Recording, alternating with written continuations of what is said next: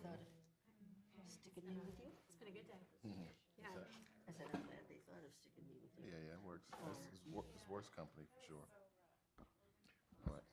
I know.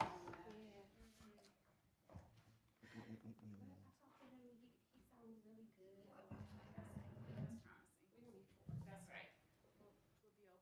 We'll be okay. Down here. In the ears. If there's not something,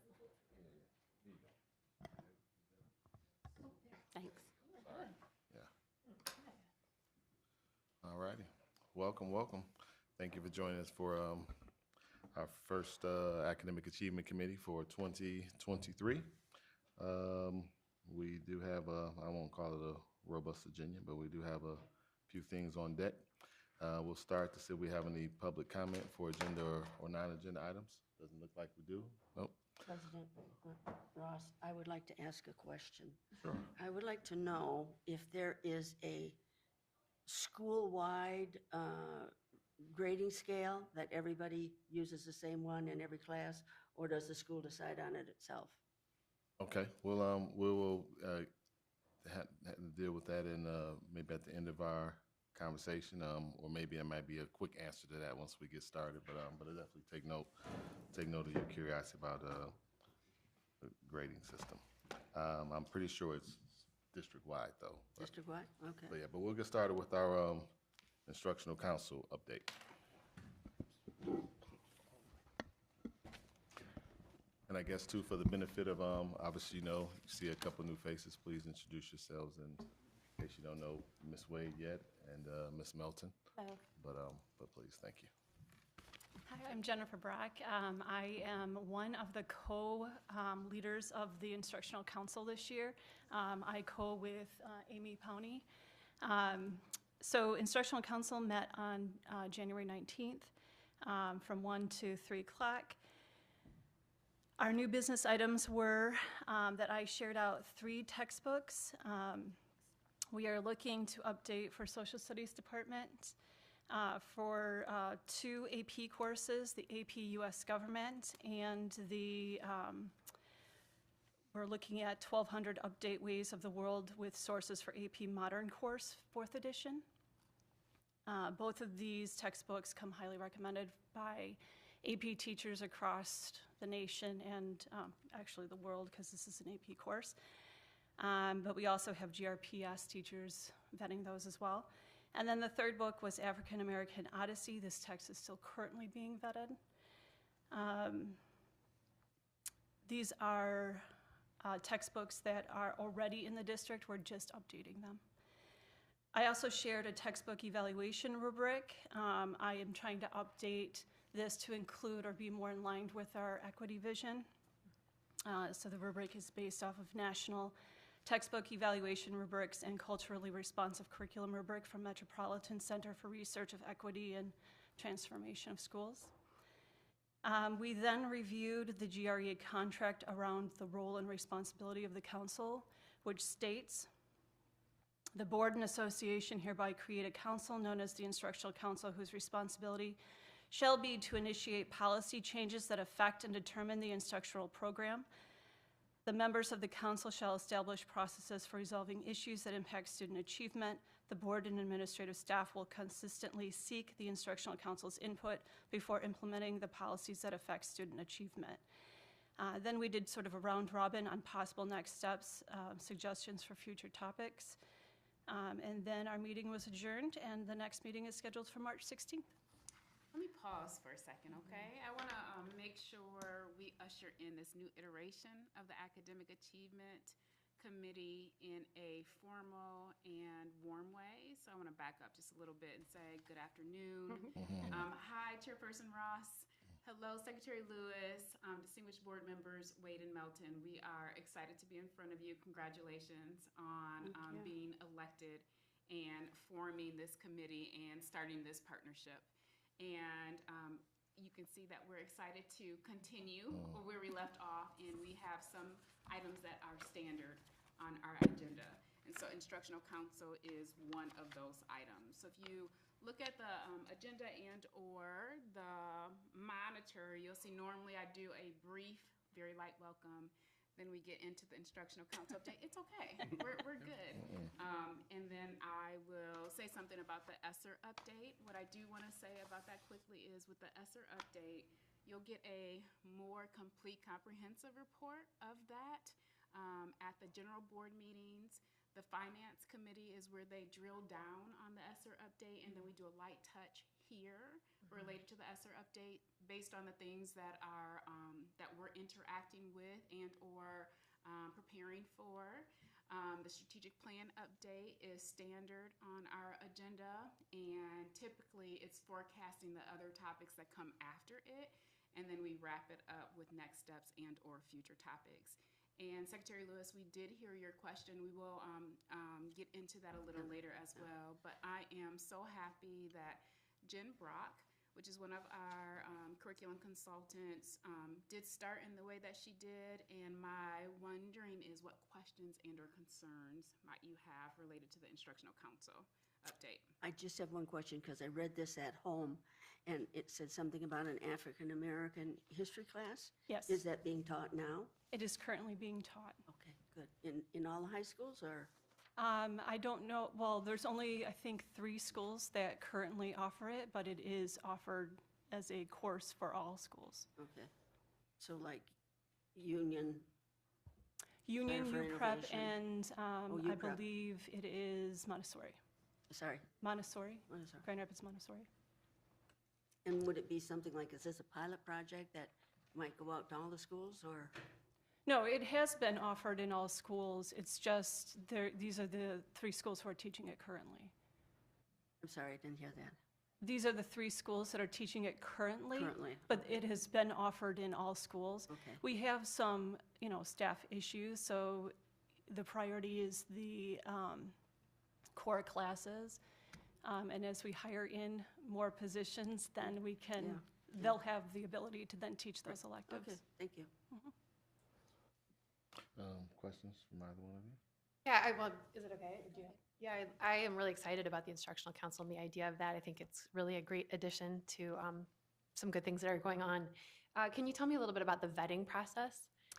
Yeah, so the vetting process is usually the teachers and whoever else we invite to come and take a look at the textbook.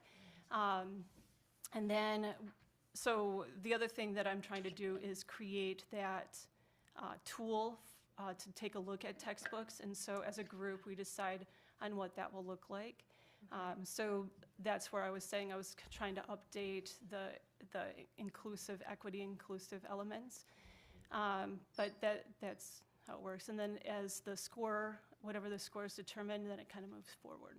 That's exciting. So do the teachers then make that score, or does your team, the council, decide on that score? Nope, so the team, so the original team, the teachers will make that score, and then it goes to the instructional council just to kind of take a look. So this was me kind of just introducing the text to them. Some of the books are already being used, so this is just updated. But that's the vetting. Thanks. Yeah, that's helpful. Yeah. Ms. Wade? I don't have No? any questions. I am curious, can you just, a little bit more, you said there was a review of contract language? GREA, yeah. Yeah, just wanted to understand a bit more of what, is that just a standard part of the instructional council where occasionally you review certain sections of the language, or just trying to understand? how Yeah, that so kind of normally we do it at the very beginning, and we did, but we've kind of noticed that lately all we've been looking at is courses and nothing outside of really the courses. So we wanted to have that moment in reflection of there are other things that affect student life. And so this was one of those opportunities to go back and reflect that. Got you. And so in that context, could you offer more of, I guess, the thinking in the room? Was there consensus that this language is appropriate? I'm just curious to hear. So it a bit was not more. evaluation of the language. It was more of just reminding us on what our role is and then deciding what comes next. So Okay. out of that, it's not just looking at textbooks or just looking at courses. It's also looking at other things that the board may be presenting and that we might have questions about. Gotcha. Okay. Thank you. Thank you very much. I guess no other questions or comments on instructional council. Guess we move to Thank you ESER for your update. work. Yeah. And that was actually my fault to get you started before the welcome, so. Yeah, that's on me, I for sure. apologize. No, that's, no, me. That's on me, not on you. All is well. Yeah, that's on me, We not on work you, for together, sure. right, to make it Yeah, happen. thank you. It's 4:30. We're all like, okay, jump in. Exactly. We're Yeah, good. Yeah, that's exactly what I'm thinking. good. Yeah. So next on the agenda is the ESER update, and I alluded to it a little bit in terms of the 3 different slices that, in terms of how it unfolds, general board meetings, finance, and then here. And so relatedly, what is on the docket related to the ESER update is currently there is a team or a group of professionals working towards the Historically Black College and University Tour. ESER dollars have been set aside for this. Details are unfolding, but that's one way that ESER dollars are being spent down. Another initiative that will either use ESER dollars and or different grant monies is something that we're very happy about. It's called Book Nook. And essentially, it is a platform that provides tutorial services with folks who have been trained to offer services. We're learning more about a potential grant K through 5 and trying to determine if ESER dollars would be used to extend it 6 through 8.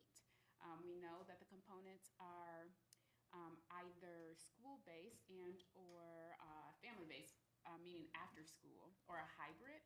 And so more details will come. We anticipate if, when we get this done, we're invested in getting it done. We know that it would be utilized district-wide, but launching perhaps as early as summer. The other thing that we like about this is the partnership thus far, how they've worked with other schools and how they rolled it out in other districts successfully as a tier 2 and or a tier 3 intervention. So we have not totally unpacked that here, how we're gonna do it, but I think it has great promise. And we have heard the board previously say we wanna make sure everybody in the district has access to certain things. This is definitely one of those that we would be engaging and rolling out district-wide. But Now, we're this is- still on the Is balcony. this is a computer program or? It is something that okay. they would access via online. Yeah, okay. okay. Yes, Mhm. yeah. And what was the first thing you said about we spend our ESSA dollars? I was saying. Virtual. Is it related to Book Nook? Related to Book Nook? No. Oh, no, first- she just offered about ways that we are spending down the ESER dollars, and one was the HBCU tour that's being So are they explored. real tours or just online? Oh, no, this is real. Oh, As okay. in, get on a charter bus, Okay. travel Well, across that's the. fun. Thank you, We've done Jonathan. it. Chaperone? Yeah, hey, You're gonna that's chaperone? fun. All right. Give me a week and Yeah. I'll do it. I'd be happy to. Well, and one of the things that folks have really been talking about in particular to this is honoring the HBCUs that are in Atlanta, but also going, national in terms of there are many HBCUs, and so getting deliberate in our expansion of it. So I know I've heard of certain regions being focused in on. We don't have the details yet, but it is attached to ESER dollars, and as we get more details, we'll disclose that here. Gotcha. And the best one is in Atlanta, Clark Atlanta University. Say that again? Clark Atlanta University, the best one is in Atlanta. Is that where you Just want to graduated? clarify, You can yeah. just stop there. Exactly. There you go, guys. Just stop. Okay, I'm not fighting with you about that. I like it too. I like it as well. But go ahead. No, I'm good. I do have a question on the just clarity on Book Nook. So at this point, we are not utilizing Book Nook, but we are Correct. considering doing so with 6th to 8th grade to determine You can if clarify. there's additional. Go ahead. Yeah, good afternoon, everyone. I'm Jonathan, Jonathan Harper, Director of Curriculum, so good afternoon. Good afternoon. And so if I could offer, I'm very excited about Book Nook and happy to be engaged on the leadership team, working with the Book Nook team to talk through what an implementation plan would be, and specifically the most, I think, effective and equitable way to target specific assistance for scholars through what they call high dosage tutoring. And so that's really what Book Nook is. And so, yeah, Ms. Downs, unless you ask whether it's a computer-based program, yes, it is. Although there's a live person, so it's not like just putting them on a platform. It's live, synchronous, one-on-one targeted tutoring It is dosage based, so, you know, for example, small doses, maybe when I say doses, it would be like, you know, let's say 15 to 25 minutes of time, where it's tutoring specifically targeted on very specific literacy skills, right? It's just literacy. Oh, very focused on literacy. Yep, that's what that is. And the nice thing is, though, is that tutor actually has an opportunity to build a relationship with the scholar that they're tutoring, because across, for instance, let's say they have you know, anywhere from 25 to 36 doses. So each time they tutor, it's the same person. So they can actually build that one-on-one or small group relationship. But we would be happy to come back with an update once we work through sort of those details of implementation and get it off the ground. And your target date again, you said fall? Summer. Grab the other mic too, please, so then we both can have equity of airtime with the mic. But for sure, we're hoping for summer, yes, Okay. and then a continuation, of course, in the fall. And as you can tell, hopefully, that we're excited about it. We think it is really going to help us lean into moving the needle related to literacy, proficiency, and providing targeted interventions. The other thing that I want to just rewind to related to ESSER is the next update will happen in March at the general board session related to the comprehensive update. But what additional questions might you have about these two items? HBCU book. Could you, again, tell me a little bit about the vetting process of Book Nook specifically? I know probably those that have done it are excited about it. What's the vetting process, though, to see if this is something that's really connecting or aligning with the needs that the teachers feel or the students have? Sure, I can speak a little bit to that, and then what I would say is I would offer more comprehensive report as we follow up. We've had some initial conversations with Book Nook over the past, I would say, 6 to 8 months, maybe a little bit longer, looking at the effectiveness of high dosage tutoring in relation to you know, improving scholar literacy. One component of this is they actually use our benchmark assessment data to target the specific skills. So it would be directly related to targeted skills that are connected to, for instance, a scholar's map growth data. Okay, and it is a proprietary product that is offered across, like, nationwide. There are several states that have state-level adoptions of Book Nook as a high-dosage tutoring product, right, a service. There is funding at the state level currently that is line item specifically for Book Nook high-dosage tutoring through a grant. And so there's kind of a lot of momentum behind it. But I think, Ms. Melton, what we're trying to do is vet it too. I mean, that's one of the reasons why we want to get into the implementation process and really look at it thoroughly. But from what we've seen, it really looks like a really high-quality tool. So. Are the skills and strategies they're teaching phonetic-based, or are those like comprehension and at the foundational author's level? And it purpose? would just depend, really. I mean, because as Dr. Lovelady Mitchell mentioned, you know, the targeted intervention would be based on individual scholar data. So it depends on what that data shows the need of the scholar to be. So There's two bodies of data right now. One of them is around the science of learning, where we talk about the phonetic development of a child. And then the other is sort of that old school thinking that is more around author's purpose and pieces like that. So I guess I'm just asking, is it aligned to the phonetic development or skill sets that are at this point already being kind of outdated? yeah, and I hear your question. One of the things that I think I would love to do is be able to come back with a comprehensive That'd be great. answer Okay, for that, yeah. because I think it's a very important question to ask. Yeah.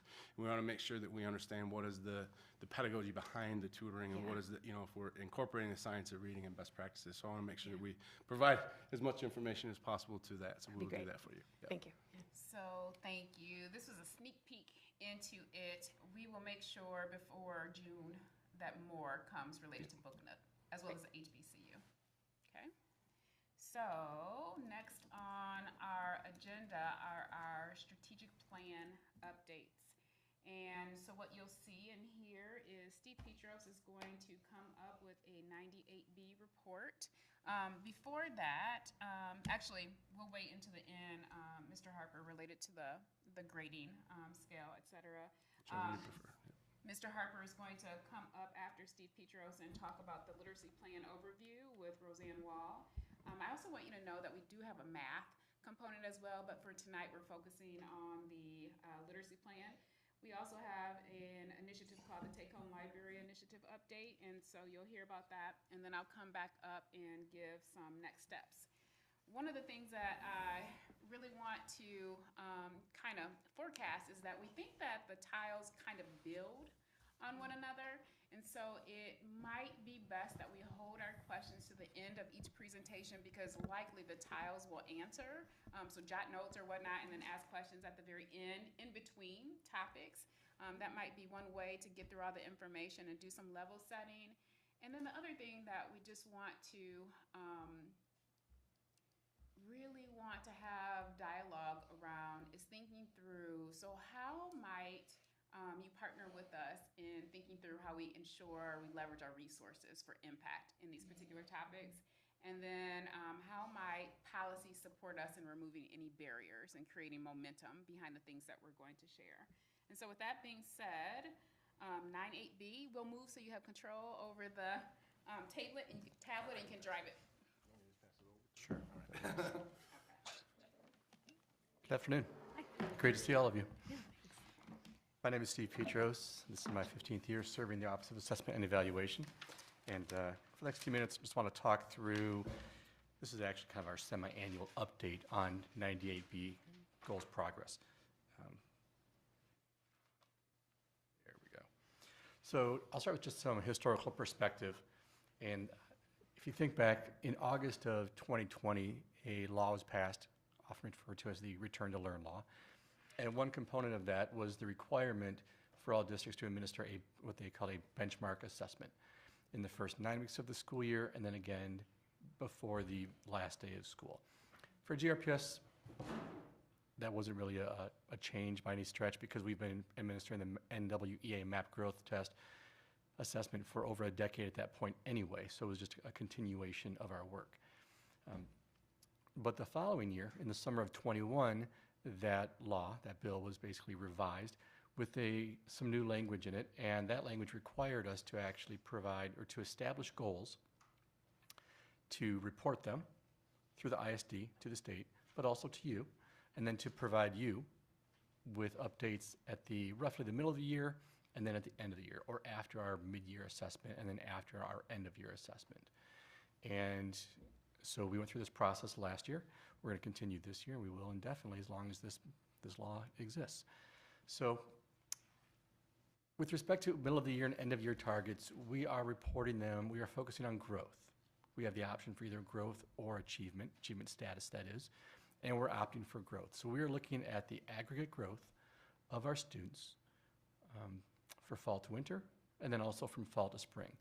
We report these out in aggregate by school, by subgroup, by grade, by scholar demographic, and although we are required to do it for K-8, we've kind of modified it a little bit of it for the high school level as well. But narrowly in the context of 98B, Section 98B will focus on the K-8 piece. We've had the good fortune to partner with the Kent ISD and to leverage their data warehouse, which they call and we refer to as our school data. We pump a lot of our assessment data into this data warehouse, our local interim MAP growth data, for example, as well as all of our state and college board data as well. This is a secure site available to all GRPS teachers and administrators, and we can provide or produce and provide custom reports at the student, class, school, and district level. We also used a template recommended by the Michigan Association of Intermediate School Administrators as kind of the framework for a custom report that we used for our 98B progress monitoring. As I mentioned, we're using the MAP growth assessment. We focus on both reading and math in grades K through 8. Our focus is on growth, not status. So we're not looking at proficiency, we're not looking at percentile ranks, but rather growth. In particular, we're looking at the mean student growth percentile for all of our students in groups. And just to kind of pause for a minute to give a little historical context around how NWA reports student growth. Years ago, the metric they used to really promote was the percent of targets, the percent of students that meet their growth target, because each of our scholars has a growth target from fall to winter or from fall to spring, and then NWA would just report out did the student meet their target? Yes or no? A very binary, kind of crude, blunt measurement. And luckily that evolved. For many years, we then used the conditional growth index, which is essentially a z-score. Imagine a bell curve from a range of +3 to -3. And so that was our language for probably the front half of the last decade. And then probably in the middle of the last decade, we shifted again, following not only NWEA's lead, but also coupling the language of student growth percentiles on a 1 to 99 scale with MDE, because now MDE was reporting growth percentiles on a 1 to 99 scale, and the College Board, again, growth percentiles on a 1 to 99 scale. Plus, I think most readers can appreciate a range of 1 to 99 and percentiles. Sometimes parents talk about or have conversations with their child's pediatrician about their child's percentile in terms of height and weight. And we've seen those kind of graphs and charts before. So that was, I think, more palatable language.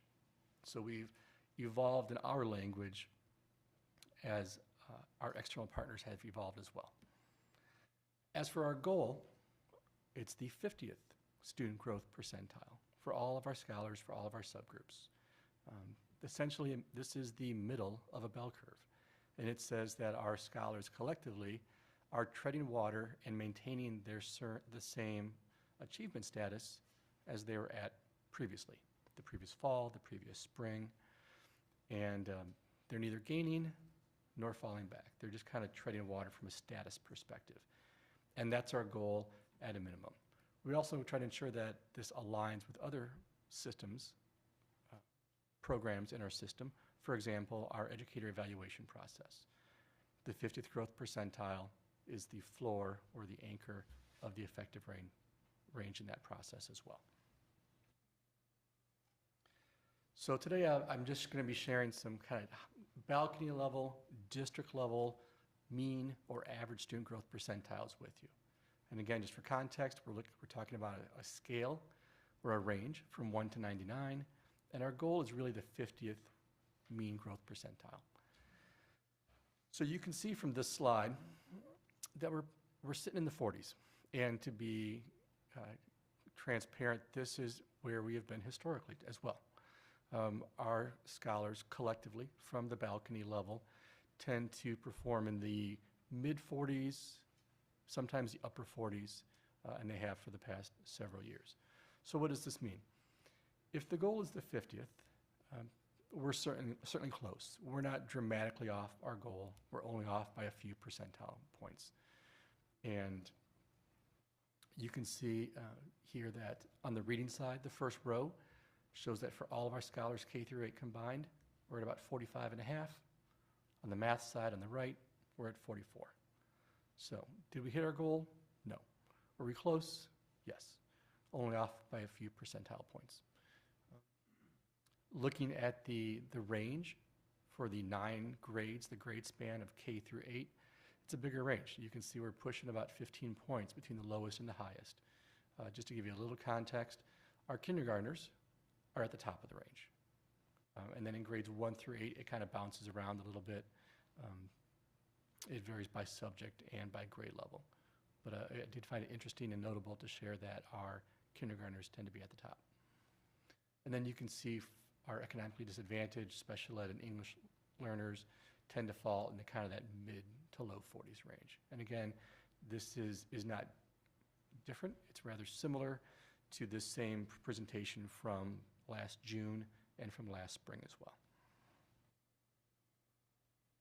And then our last slide just kind of shows or displays, again, by reading, by math, the mean growth percentile by ethnic subgroup.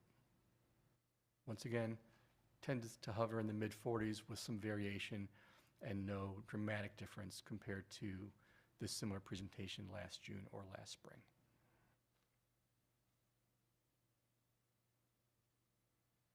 So looking ahead, how can we work together and how can we kind of invite your support? Certainly we'll continue to partner and have this conversation twice a year, not exactly at the 6-month mark. I suspect we'll continue this conversation in June, that's my guess, or perhaps late May. We're going to continue to emphasize our strategic plan with a focus on our math and literacy plan, and you'll hear more about that in the next portion of our agenda today. And then, of course, we like to continue to talk and highlight and celebrate our early literacy team. We have a handful of early literacy coaches. We have several dozen early K-3 teachers that participate with our early literacy coaches with ongoing professional learning, and we're pretty proud of that. And again, that's part of our literacy plan, and you'll learn more about those details kind of in the slides ahead. So if you have any questions, I'd be happy to field them. And if you want to kind of just sleep on it, you can always reach out later and we can provide a more comprehensive response. Of course, I always have one. yeah. No, you go ahead, please. No, I can wait. Go ahead. Just wondering, the law that came to the district about reporting out, has that trickled into the schools at all? Are there norms or expectations that have trickled into using those norms within the school building? I'm sorry, creating norms to use the goals in the school buildings? Are you talking about the reporting out process? Yeah, or even like interacting with the goals at all? So, yes, to answer your Okay. question. The report I referenced, there is a district version, and I highlighted those stats with you today. There's also a school version, so every school principal or anyone has access at the school level for their report. It's the same report, or reports out by grade, by subject, all grades combined, each grade broken out, economically disadvantaged, EL, et cetera, et cetera. We do promote that, for example, tomorrow in our principal's weekly newsletter. We have a blurb, and it is the very first bullet that's mentioned. So essentially for this month, we are kind of prompting, nudging, encouraging our principals to work, to look at and to share a whole series of MAP growth reports. And our rough approach this month is, for the first week, focus on school level reports. Second week, grade level, classroom level, student level, because there's actually quite a few in each of those categories. And for tomorrow, the very first bullet, the very first recommended report is a 98B goals progress report. So there's no necessarily connection to students, but there is at least some acknowledgement, at least in the staff level, of whether or not students have hit their goal. For this particular 98B piece, no. Yeah, This is okay. only aggregate, Okay. level only. Now, we certainly, we know that our principals and teachers are looking at student level data, the extent to which I think varies by building and by classroom. But kids don't know their own goals necessarily. There's not a norm around that. Well, the students have their projected goals from fall to winter or fall to spring. But why don't we pause on that, and Sure. we can give you more information on that later on. So yeah, I'm suspecting that obviously the projected goals at an individual basis are largely connected to the MAP data. I know MAP does identify individual student goals, but the Section 98B goals that you allude to, again, are grade level aggregate Aggregate based only, goals. correct. There's Yeah. no student level reporting. So- In fact, there's no class level reporting Yeah. or grade level reporting. Yeah, Well, So, yeah. it's a school level and district level report. got you. So obviously not for me to ask, but then I'm wondering, to Ms. Melton's question, is that maybe taken care of at the individual level through MAP and some other maybe measurement? I don't know. I guess it's a question, but yeah. The question that I heard is, what extent are our students grappling with these goals in the data? And I would say, like in most districts, we have some folks who do that really well and others who are still working on it. I think that one of the ways that we can systemize it and get more consistent is by forecasting the work that we are trying to launch with our instructional leadership teams. I think that we've been talking about how we continue to focus in on them, build competencies, and honor their work, and then spread specific leading practices. And I think students grappling with their own data is one of those leading practices. So it's not district-wide in the way that we want, but it's a lever that we can report out on later related to the ILT. Are Yeah, you? and just one, as a follow-up to that too, we do have a new assessment specialist that is actually going out into our buildings, especially targeting our newer principals. Because I think we did a lot last decade, but since the start of COVID, I think some of our newer principals and teachers did not get the breadth and depth of support around MAP growth reports and that process. So I know since we closed the winter window just last week, our new assessment specialist she's going out to buildings and she's sitting elbow to elbow with principals and ILTs walking through that process. Referring directly to the MAP or the NWEA tests, 'cause I've seen students like being given their goal, like, well, at least this is where you were in the fall, this is where we want you to be in, and then they receive that and like, did I hit my number? So, Right, exactly. so are you mean like, Yeah, is that like a norm or is that like just this teacher does it and this teacher doesn't? I've seen it quite a bit. Yeah. So I'm I hoping just didn't know is. because it was a new Yeah. law, if maybe that also then triggered the district to Yeah. do some norming across the district for what best practices would be around student engagement and their goal. Because, yeah, you've seen that and just wondering. There's a Yeah. parent piece too. We actually, we just closed the window last Friday, so it hasn't Yeah. happened yet. Just literally. But hopefully in the next week or so, we will be pulling all of the NWEA student progress reports and loading them into Synergy so that parents, through Parent View, can actually view their child's historical performance as well as for this current academic year, where they were in the fall, what was their winter and spring target, and how did they do this past month.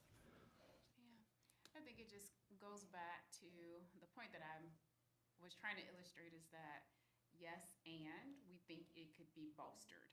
And through the work through our ILTs and professional learning, I think it's something that we will continue to lean into for it to be system-wide. So, yes, and. Okay. Yeah. So my question, I just wanted to understand a little bit more what I was looking at here. So two things. When I'm looking at the chart with the reading and math ranges, the range by grade for reading 39.5 to 55.2. Based on what you said, I should kindergartners are the 55.2 then. Got you. And is that the same for math? Kindergartens are the 54.7? I'm confident, but I should probably verify Okay. before I agree with you. Gotcha. And I then, feel very confident in that. and obviously, since these are percentiles, this is in relation to the state, to their peers throughout the state, or in relation to National national? and Okay. over multiple years. Okay. So these are based upon NWA's 2020 norms. So, and before that, it was 2015. So essentially, the pool of all of the student test events from 2015 to early 2020, they used that 5-year pool of roughly 10 million students Gotcha. to generate their norms. And then probably not a question to respond to today, but I guess the elephant in the room question for me then is if the kindergartens are leading away from a percentile score, then it would seem that as students progress through the system in comparison to their peers nationally, that they are, falling additionally behind. And so again, that's obviously a lot of layers to that, but definitely something I think would like to try to. I'll go ahead and toss out a theory. Sure. These young 5-year-olds are stepping into our system and they've never seen a MAP test before. And so we put an iPad into their hands, and while we do offer practice tests, and they certainly do practice it, it is their first experience. And I think I'll speak for myself, if it's my first time doing something, my second time is probably going to be a whole lot better, just because it was new the very And you, first and you time. know what though, actually, I just realized in my mind I was looking at percentiles wrong. You're absolutely correct. Yes. So growth. yeah. So Yeah. so no. Yeah. Not status. Yeah. Okay. Thank you. There's a lot of, there's a lot of theory too around that year is really phonics based, and that is being proven to be really what our kids continue to need, phonemic awareness and phonics. So in first, our reading curriculum currently kind of drops that and brings in some other strategies. So there could be some questions as to whether we're kind of like integrating the right fit for what the kids need. Yep. One Just more a detail for our youngest kiddos. They do take, for grades K1, 2, it's actually a listening test. So they actually wear headphones or earbuds or something like that. And it's called a reading test, and it is addressing domains of reading, but it's actually delivered audio. And then once they hit grade 3, it becomes an independent reading test. Gotcha. All right. Thank you. Thank you.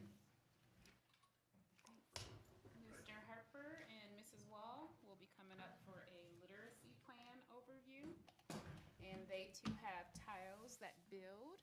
And so we'll ask, if you don't mind, that you hold your questions to the end of their presentation and, Wondering if I can respond to Ms. Oh, please do. Yes.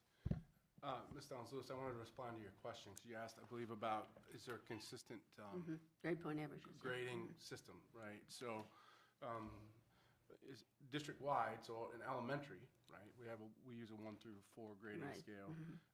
Teachers populate, either they populate the grade book with whatever assessments or assignments, and it could be either letter-based, points-based, or rubric score-based. But ultimately, on a report card, which is reported for elementary, is a 1 through 4 scale.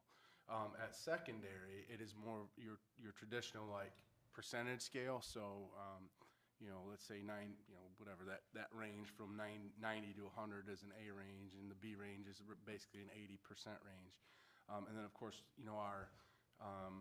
the way the grades are calculated in gradebook, there's a system for percentages around district assessments, teacher-created assessments, classwork and homework, and participation. And there's a scale system set up so that it's consistent across the board. So how teachers populate their grade books is what generates the report.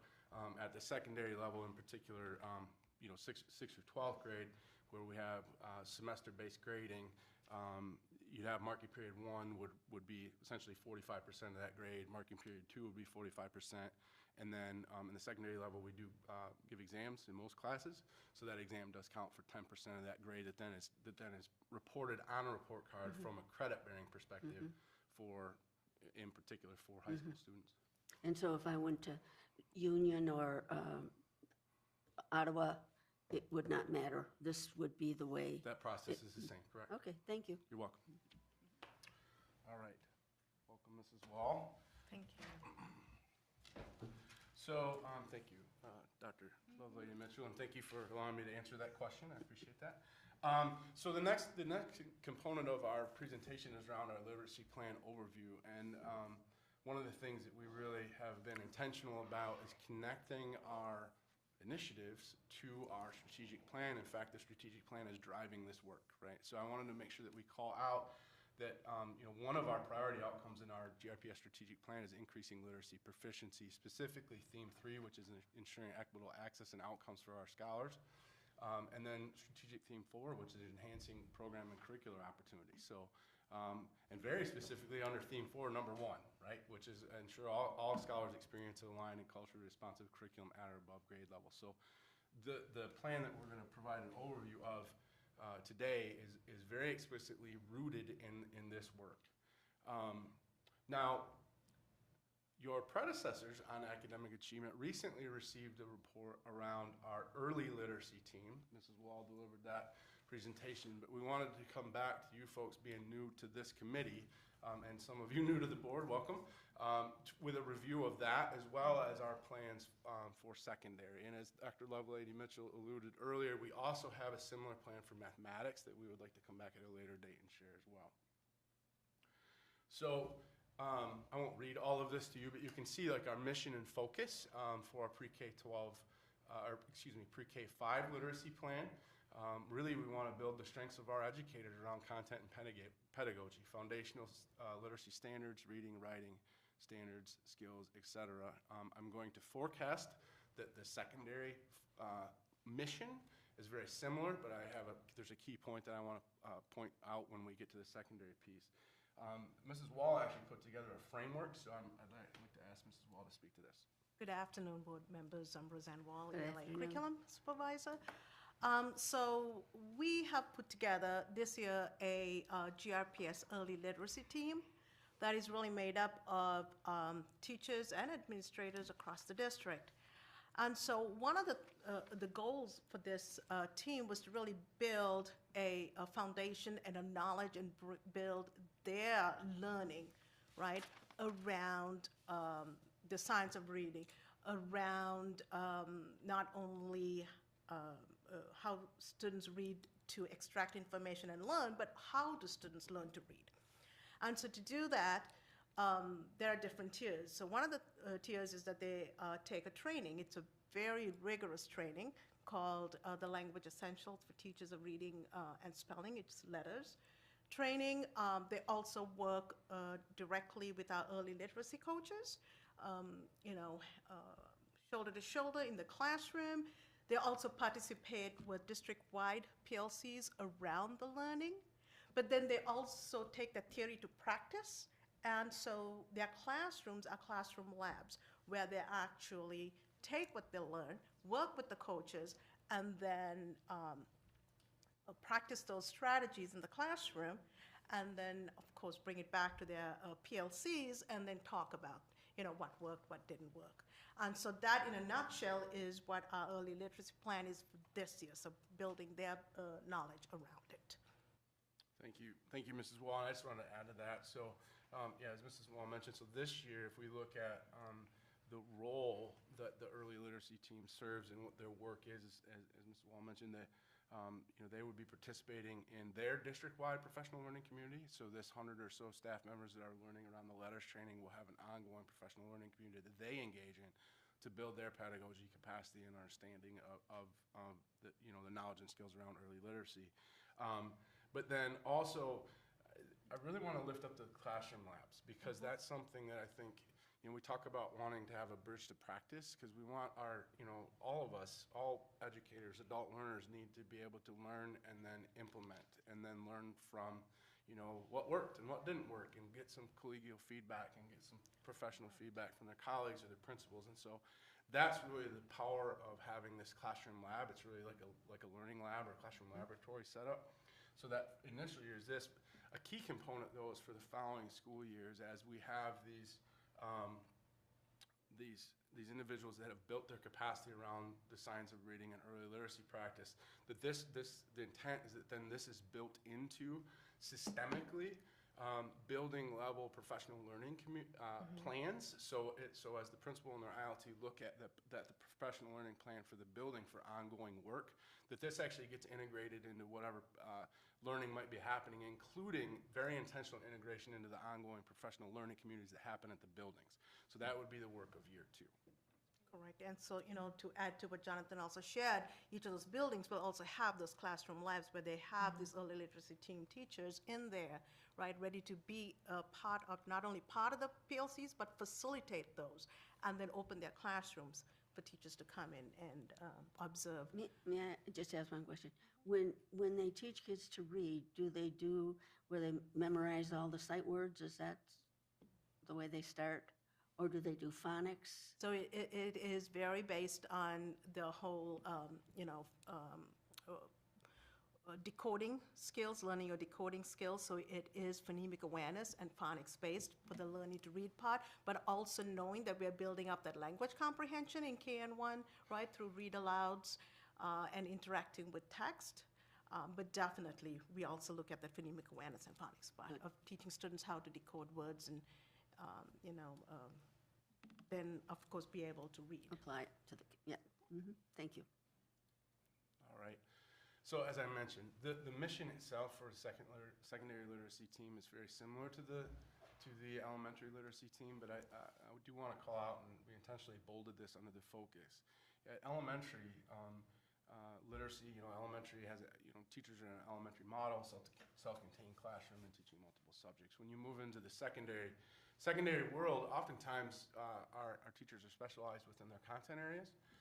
The goal of this work is really to engage all secondary teachers, regardless of content area, that they are literacy teachers, okay? And so as we look at, you know, we're gonna look at and continue to support the practices of our ELA teachers, but we really wanna also support the literacy integration and practices in that disciplinary cross-content literacy across science, social studies, even mathematics, and then, but not leaving out any other teachers as well. I mean, you know, look at PE and health, and there's always a literacy component. We want to make sure that our secondary teachers understand that. Once again, Mrs. Wall has a framework, but one of the things that I wanted to share about this is when we talk about disciplinary literacy practices, those are the practices that are identified by the General Education Leadership Network, or GELN. And so that's what we're focusing on for that secondary work through the support of TeachingWorks. So we're actually going to leverage TeachingWorks for that learning opportunity for our secondary teachers. but also leverage the work of Gloria Ladson-Billings and Goldie Muhammad to focus on our culturally responsive teaching. So it's really a marrying or a mesh of those two practices. Correct, and so similar to ELT, early literacy, team, even though we call it early literacy, we really have teachers K-5 in there. These teams will be built, around our secondary teachers, so 6 through 12, and as Jonathan said, across content areas, and also administrators. So the ask is that each team, secondary schools across the district have a team made up of, a variety of content area teachers. They will work with our curriculum team as well as the teaching work coaches. And then we're also pulling in the department heads from secondary schools, right? And so they will engage in that professional learning around the disciplinary literacy from the GELN practices. And then also, just like the elementary, they will participate in district-wide PLCs where they can share what their learning is, look at their practice. And then, just like the elementary, the end goal is having these classroom learning labs within their classrooms to make sure that it just doesn't lie in theory only, but that it is also in practice in the classroom. Now, I'm just, I was an English teacher, and these were the kinds of things I used to tell my peers that, everybody can, you're supposed to be teaching all of these things, not just science, but how do you do that on a very focused level, let's say science or social science? How is that being done? What would they do? I'd be happy to speak to that. So, I come from the secondary realm, right? I was a secondary science teacher at Union High School and Creston High School. And so I hear sometimes that's a challenge for secondary teachers that don't traditionally have, or they didn't come up through school and have the experiences of being literacy teachers across content areas. But that is the beauty of the work that was done by the GELN and those disciplinary literacy core practices that should be happening across content areas. The resources and tools and descriptions behind those disciplinary literacy practices are very specific to specific content areas. So if I'm a science teacher, we will work through this process to support science teachers in looking at the disciplinary literacy practices that are most closely aligned in science that they can actually enact. And the nice thing is there's some rubrics and tools that talk about, like, in this, if we see this practice come alive in your teaching, right? You should see these things happening from a teacher perspective, and then what are your students doing? And we start looking at evidence of classroom practice rather than just teacher behavior. And that's where we can leverage the classroom learning labs for feedback and support. The other piece that we're coupling with that is, and then what are the leadership moves? So when principals walk through as well, they can integrate that formative data in their one-on-one sessions or data reviews too. And so it's our theory of action at work, really. What else were you going to say? Or did I cut you off? Well, you said engage in teaching works. Works. Is that sort of like a resource for all the teachers? I'm very excited about this partnership, actually, but Right. what don't you So talk Teaching about? Works, comes out of the University of Michigan, and what the group there does is they do provide, so they also provide professional learning and courses for in-service teachers, but what they have is bringing the professional learning around best practices, around literacy, as professional learning for teachers who are already in the craft, or, We're excited about the teachers. Teaching Works part, not the U of M Yeah. part. Just- Sounds good. Sounds very good. Can I add something to that too? I think it's really important, all the things that you just said are really important about the non-reading classes, but two pieces that really make great readers that are important to know is language and knowledge. And so whether I'm teaching health, a unit on music or whatever it is, just by deepening children's knowledge, it actually helps them become better readers.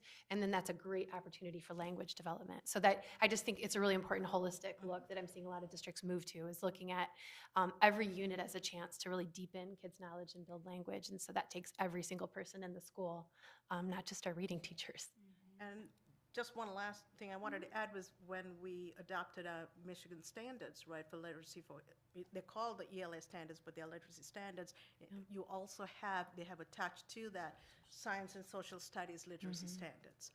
That, so that's a way of embracing all content area teachers to look at how students interact with text, right, and then read and write and discuss text. So we can certainly take more questions, but I think there are one or two more tiles on this particular topic. Is that right? Just talking about, again, how can we invite you to support this work? And we're very excited about this. Mr. Petros earlier alluded to the early literacy team, but it's really much broader than that. And hopefully, as Dr. Lovelady Mitchell mentioned, the slides do build intentionally, but the intent is really about bringing to life what we said we're going to do in our strategic plan, right? And so making those close connections. Also very excited about the work that we're doing around mathematics as well. So we'll come back to the table with that. But Now, when you talk about these early literacy teams composed of 100 elementary teachers, are they just regular classroom teachers? I mean, they're not tutors or anything. no, classroom teachers. And I really have to give a shout out because this is work done above and beyond, right, the classroom time. Some of the PD happens 5 to 8 in the night, and sometimes on Saturdays from 8:30 to 11:30, and they are there, and I'm hoping one day we'll get a chance, to introduce all our early literacy team, but it is an amazing job that they are all doing. I really want to give a shout out to our early literacy I was team thinking how teachers. much work this must It is. be for these people, yeah. Great, that's wonderful. And I think you have offered the integration of building administrators too, which I think Yes, definitely. is significant as well. So it's a pairing. Correct. So we do have building administrators who are part of this team as well, who've stepped up and said, we're taking it side by side with our teachers. Makes a difference. A few slides ago there, you mentioned speech and writing, and I was wondering, there it is. This one? Yeah, in the mission, what type of courses our high school students are being offered that also gives them an opportunity to engage in literacy in different types of ways. I didn't become a great reader until I found joy in reading, and I didn't find joy in reading history. So just how are we engaging our high school students in becoming readers and not just reading for information? Well, that really is a great question because there has to be joy of reading, right? Even built in when you are even younger, right, students. And so, one of the things that we do with readers is making sure that at any age they see themselves as readers. We have an extensive digital library where I know even I can speak for the English classes, right? That's one of the things that they promote, the independent reading, where the students can go into our e-library and choose books that they are interested in. In addition with that, to your what you shared about building knowledge, our new secondary curriculum is actually based around building knowledge, but it also is thematic, so it actually engages in student voice. So when students have something to share and a voice, then that engages them in wanting to read more about what they want to share. And so it really embraces that. I was specifically talking about like electives and like public electives. speaking, electives that do like encourage or support literacy. Like what kind of classes, are they offered, or, Sure. you know what I'm saying? Yeah, and there are some electives that are available, but of course, when you say elective, that is scholar choice, right? And so part of it is also helping scholars understand that these courses can be fun and engaging and actually build a love for reading. The other thing that we're doing right now is really leveraging our work currently around our strategic plan and facilities master plan and engaging interested parties around what other electives can we continue to offer, because we want to make sure not only that there's rigor and relevance to the coursework, but make sure it's relevant to the community and the scholars community and lifting up culture that way as well. So that is something that we know that we need to continue to improve and add to our elective offerings, and that is very much what we're actively working on now. Yeah. It definitely manifests itself related to the FMP process and the conversations that we've had related to having a stable, full staff makes a difference related to the elective options that we can offer district-wide. So I would anticipate hearing more about that. In addition, it's not exactly, but it is loosely, in my mind, related to one of the next topics in terms of getting books in all of our scholars' hands. We'll put a push pin in that, but it will carry to the next topic too. I just want to make a comment about when I went to read last fall and that experience of giving the kids a book and they all thought just one kid was going to get the book. And then the principal brought in all the rest of the books. I bet there were 5 kids who said, I've never owned my own book before. And they were so excited. So now I think Barnes and Noble is doing, is it for K-12? Oh, That's a did I perfect spoil it? segue. I'm sorry. It's that, but I also, is it Sora? Yes. Yeah, so Sora is the library. So, Yeah. right, so Sora is the e-library that we have really started to build up as well, with not just English language, but, there are books in other languages as well. That students can access from anywhere. That's a perfect commercial, though. That was a perfect transition. Is that okay? We move on to the next thing? Can I ask a question at the end then? Oh, yeah. No, I Yeah, can that's wait. fine. Well, okay, these are pretty quick ones. Letters training, 100 people. Is that through K-5? Right now, the letters is K-5, correct? Okay. So then, and are all the PLCs right now revolving around what they're learning in letters? Which, by the way, thank you to anyone watching this. Thank you if you're doing the letters training. It is so much work and so fantastic. So thank you guys for leading that too. But is that then PLCs right now are already revolving around that? Or So not all the PLCs across the district are around it. So right now, the schools where the administrator was also part of it, Yeah. they are weaving it in right now into their PLCs, but Okay. the schools where there is only a team of teachers, Yeah. they get an opportunity to share their learning during a PLC with the idea that we're going to be pulling them in for the next year, right? To be create part a of- plan? Is correct. that am I Correct. understanding that correctly? To So they'll- facilitate those PLCs, because they are part of their ILT, we talked about the instructional leadership team. Yeah. Right, so kind of, but really building their knowledge first. So, yeah, and if I can add to that, Yeah, so as I mentioned, the district-wide PLC that we were mentioning for year one, that is a district-wide PLC of all of these members that are on the early literacy team, Yes, right? okay. And as Ms. Wall mentioned, there may be some buildings where the principal hasn't been involved with it, so it may be more in bed with the current PLC plans that are happening. Yeah. But the goal for next year Sure. is that all of the buildings, because we have representation Yeah. from every building, has this built into their building level professional learning plan, which then is integrated into their monthly PLC. So that's the goal for next year. We're not there yet, though. And so it will be a co-created plan with the teachers and principals who are currently taking it. And will it be a plan that's decided and then rolled out through the year, like decided ahead of time with those individuals? So, The idea would be that when we sit down and we write building-based professional learning plans, that's something that the team at the building with support of Mrs. Wall, and of course they have a teacher or sometimes a group of teachers and potentially a principal that have gone through the letters training. So that planning then would map out that building level professional learning plan for the year, and that becomes integrated within But that. each school is doing it on their own? Just the reason I'm asking is I see this happening a lot in districts. It's this fantastic training, and then the rollout just doesn't go. So you'll have one teacher where there's just fantastic instruction going on, and then the inequity that happens with maybe 2 teachers right next door who just haven't had that privilege. So I guess what I'm pushing a little bit on is, having seen this in many districts happen, is there a way to bring those 100 well-equipped, hardworking group of teachers together to create a cohesive plan across the district, rather than it being up to the consistency of staff going from one year to the other, for even principals going one year to the other? So all of those components that make it hard in a large district, I guess I'm asking, is there a way to make sure, or at least have a plan in place? Right, there absolutely is. And I think one of the things that we're going in and out of is wanting to offer choice and wanting to mandate.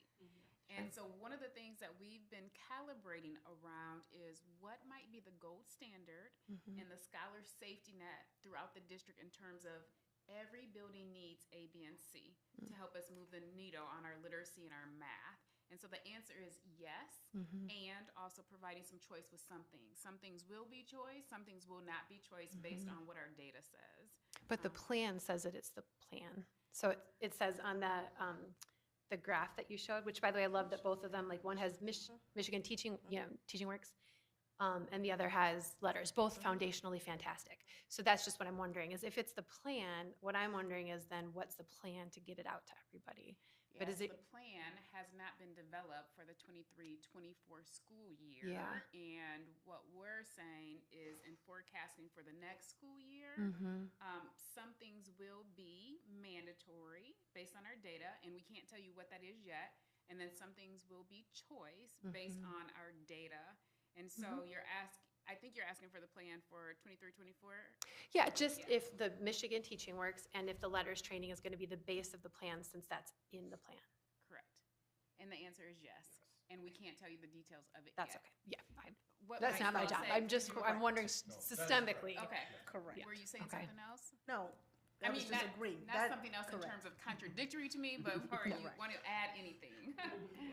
Yeah. No. So Yeah. just to the clarify, hard part. make sure I'm Gotcha. tracking your line of questions seems to be rooted in trying to ensure that there's as much consistency as possible throughout the district from building to building when the plan is created and when that information is, I guess, provided to other teachers Enacted. throughout the Yeah, district. because it really is an equity issue when we have such clear research around these two things that you've chosen. So then when it becomes choice or up to the consistency of buildings, that's where it fails. So my interest in terms of being on the board is systemically, are we providing an equity, are we providing opportunities for all students at that same high quality?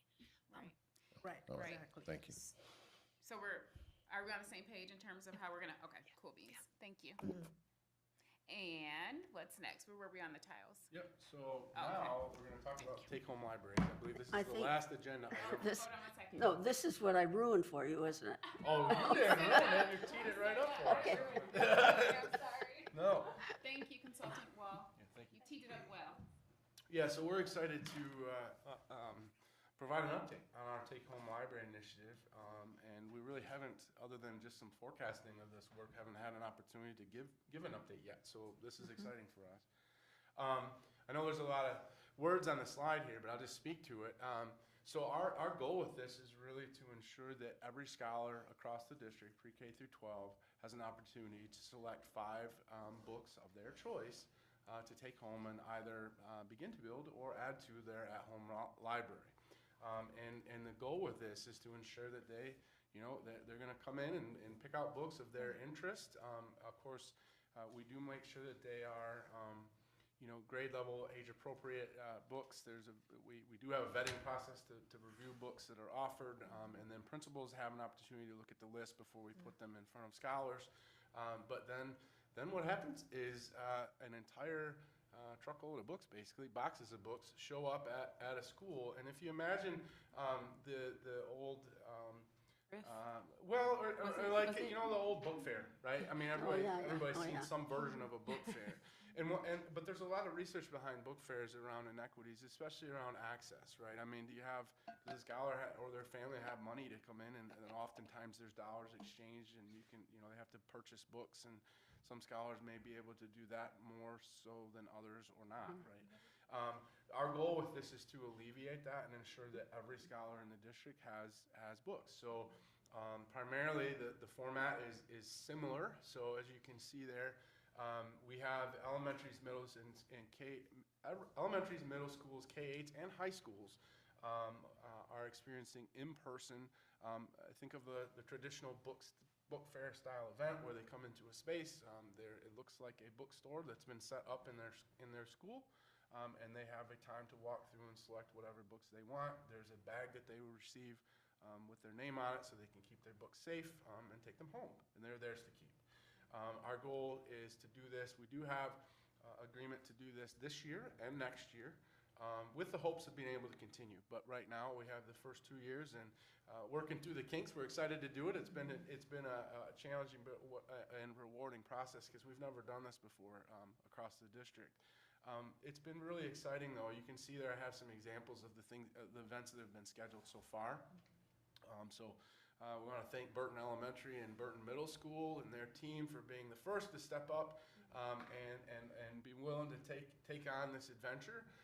And it's been an adventure, and it's been wonderful. The feedback has been phenomenal. I've got some statements here a little bit later on in the presentation about how things are going. But you can see there that several other schools have been scheduled, and our goal is prior to leaving for the summer that every school site has this experience.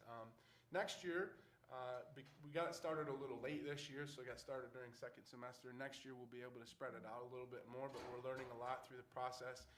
And so far, I just want to give a shout out to Mrs. Wall and her ELA team, as well as our library media team across the district and the library media paraprofessionals that are supporting in buildings, because they've been a critical part of this, as well as the support and partnership with the building principals. We are working very closely with Barnes & Noble. They're our partner on this project. And Gail Lewis is the name of the representative from Barnes & Noble. Gail has been going out and meeting one-on-one with principals, talking about the process. Allie Kirkosby-Sampson, who's helps coordinate our library media services, has been going out as well. They look through the space. They talk about logistics of receiving the books, the setup, the tear down, and then the building IoT just sets a schedule, and the scholars roll through the event. And so far, so good. It's been great. So it's been pretty exciting.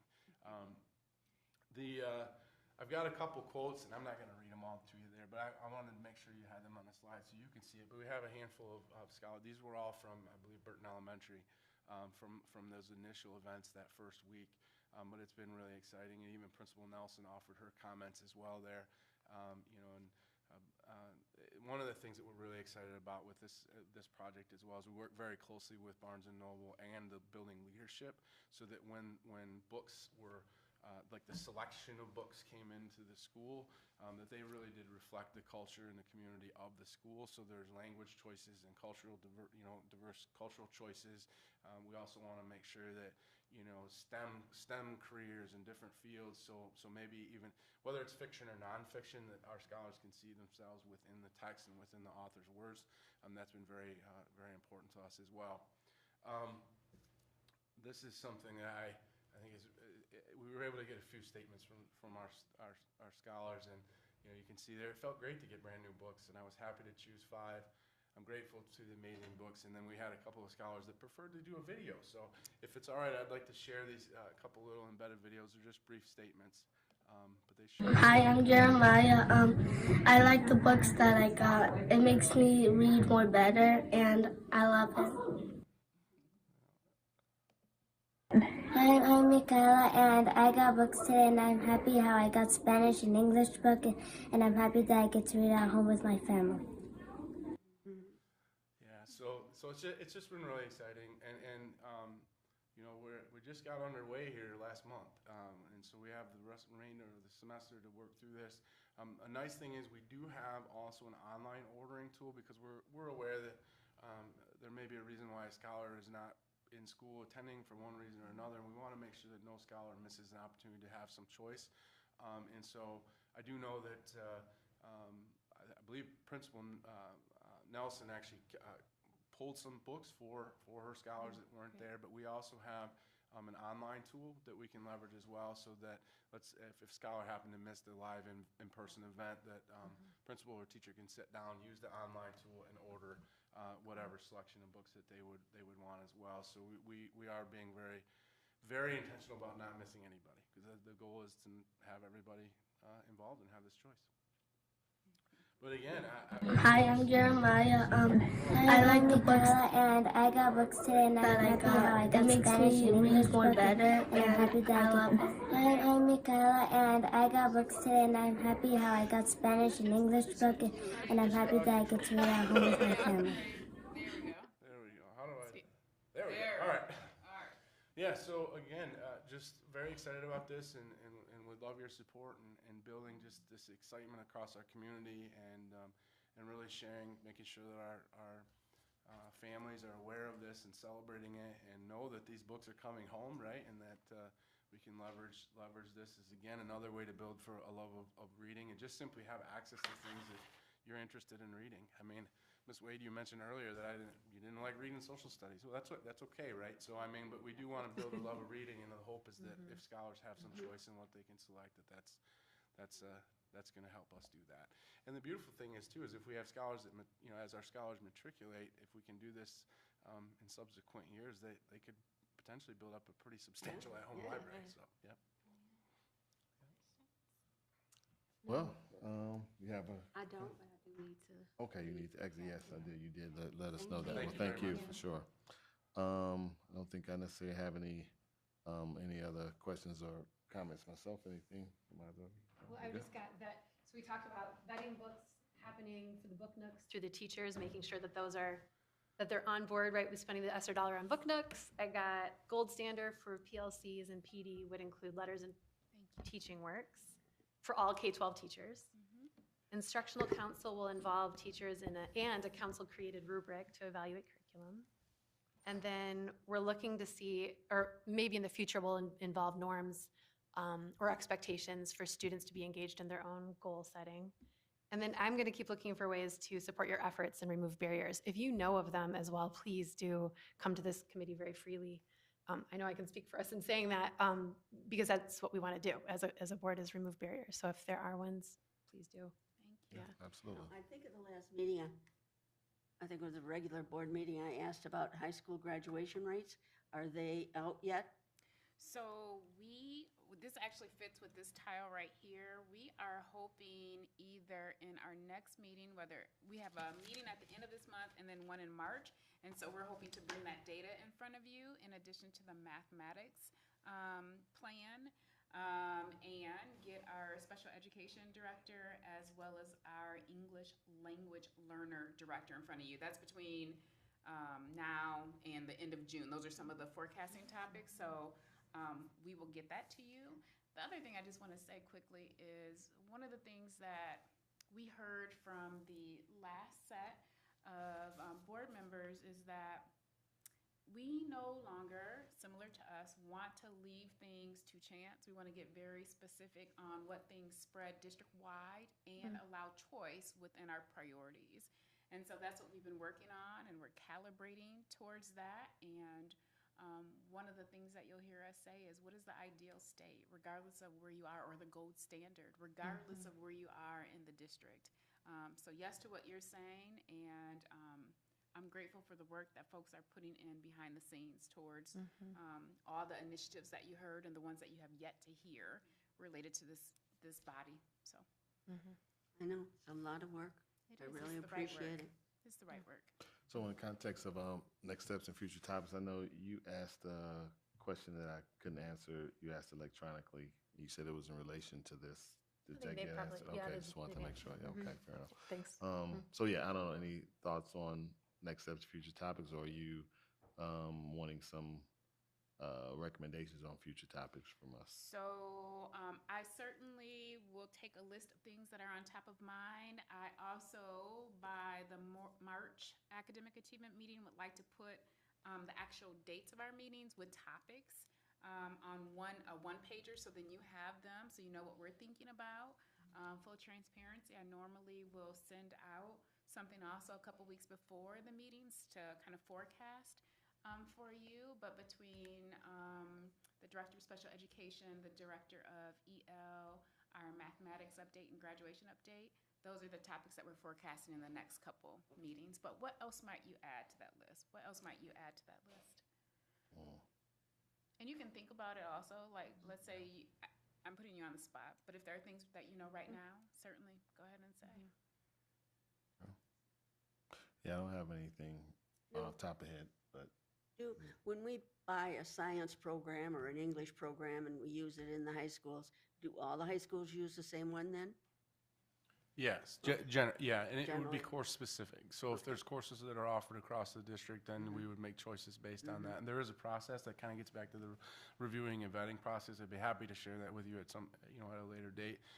But yeah, the intent is that if you, let's say, it's a English Language Arts 9 class. That class is using have the a same textbook curriculum or- across the yeah. district. And what about an English teacher who assigns extra reading? Would those be her choice, or would those be things that probably have to be approved by the district, but not necessarily taught all over the district?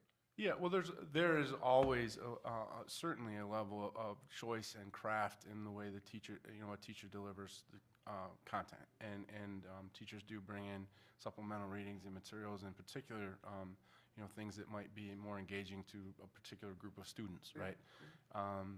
The core curricular resource that is used is common.